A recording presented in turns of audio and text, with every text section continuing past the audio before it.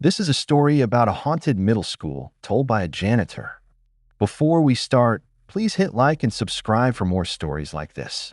People ask why I still remember that school, and I tell them because some buildings do not let you leave even after you hand back the keys. My name is Miguel Alvarez. In the winter of 1986, I was 45 years old, a Hispanic janitor working the evening shift at Merritt View Middle School in Oakland, California. The school sat in a poor, rough part of the city where families walked together before sunrise, where older brothers held little sisters by the sleeve, and where mothers shouted from porches, telling children to hurry before the first bell. Merritt View was part middle school, part old elementary annex, and the third grade rooms were tucked in the oldest hallway. That was where Miss Samantha Bell taught. She was 29, kind, patient, and tired in the way good teachers get tired when they care too much. She used to stay after school grading papers while I mopped past her room. She would smile and say, "Miguel, you work harder than all of us." I would tell her, "No, Miss Bell, I only clean up what everybody leaves behind." One rainy morning, Samantha never arrived. At first, people made excuses: a sick day, a broken car, a family emergency. But after 3 days, police found her body near the school, close enough that when the wind blew right, you could hear the bell from the place where she died. They never found the killer. After that, the school changed.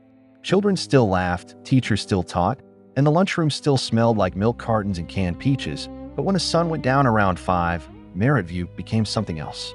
And I was the man left inside with the keys. The first sounds were small enough to explain away. The door clicked shut behind me, and I blamed the draft. The toilet flushed in the girls' bathroom, and I blamed old plumbing. The hallway lights flickered above the lockers, and I told myself the wiring was bad because the building was old and old buildings complain. Then I heard a woman crying inside room 3B. It was soft, like someone trying not to be heard, but I knew that voice. Samantha had cried like that once, months earlier, after one of her students came to school hungry and bruised. I stood outside her classroom with my mop in my hand, feeling the cold climb up my arms. I knocked once. The crying stopped.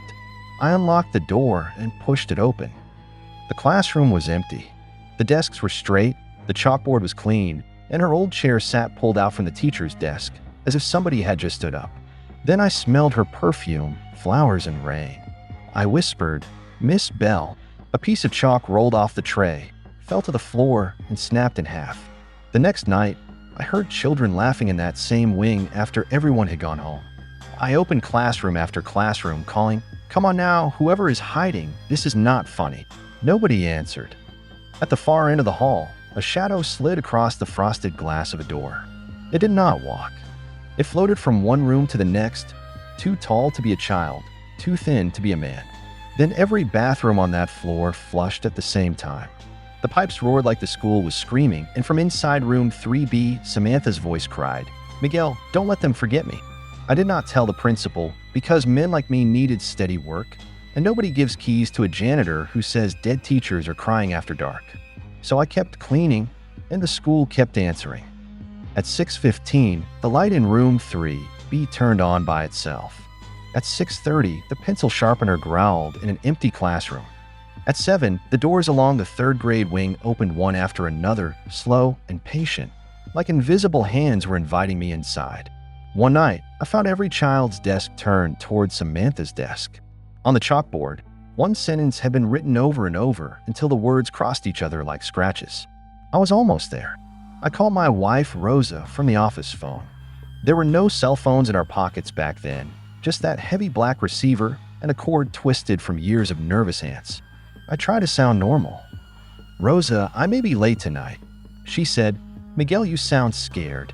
Before I could answer, a woman whispered on the line, "Tell my class I came." Rosa heard it too. She began praying in Spanish, fast and frightened, and I hung up because the whisper had moved from the phone to the office doorway.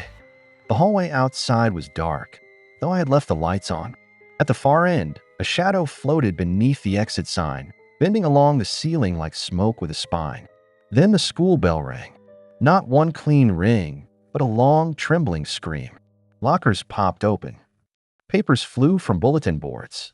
A bathroom stall slammed so hard the mirror cracked. Above me, inside the ceiling, Samantha sobbed my name. That was the night I went to my pastor. Pastor Daniel listened without interrupting. He was an older man with silver hair, gentle eyes, and hands that looked like they had carried too many funerals. When I finished, he closed his Bible and said, "Miguel, grief can stay in a place, especially when justice never comes." I asked, "You think it is her?" He looked toward the dark school windows and said, "I think something is using her pain." He came with me the next evening, wearing his black coat, carrying a small bottle of oil in his pocket. The hallway lights buzzed the moment he stepped inside. The air tightened, and every locker seemed to be holding its breath. When we reached room 3B, the door opened by itself. Inside, all the desks faced the chalkboard. Every chair had been pulled out, like a room full of invisible children had just stood for roll call. On the board, one word waited in white chalk: late. Pastor Daniel began to pray, quiet at first, then stronger. Knocking answered from the closet, from the ceiling, from underneath Samantha's desk.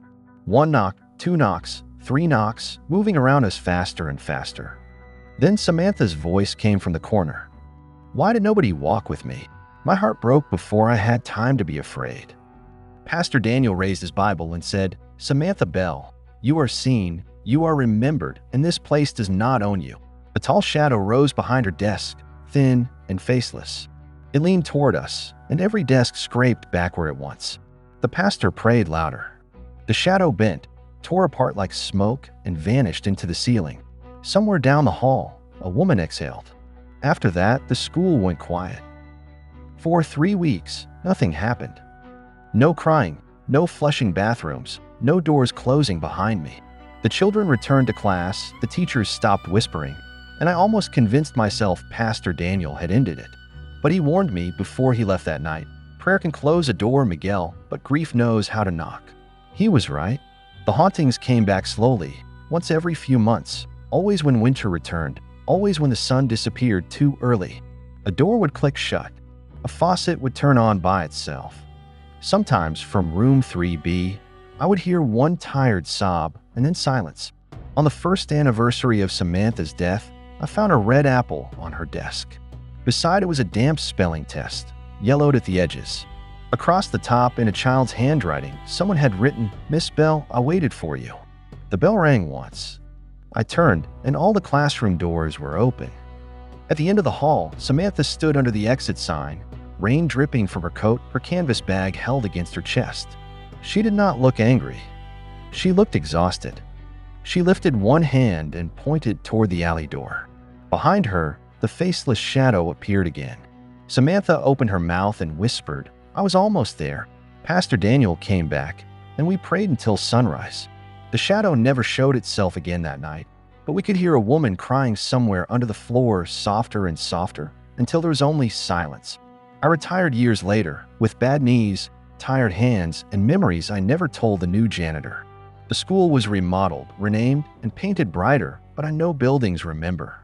Sometimes in winter, I wake before dawn because a school bell rings once inside my house.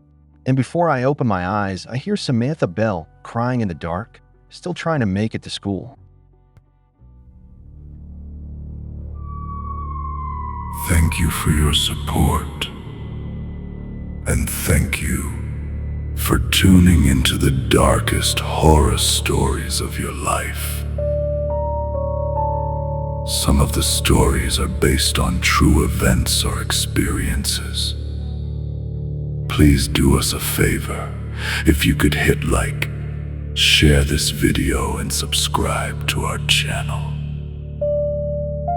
Never listen alone, and stay tuned for a new horrors and stories.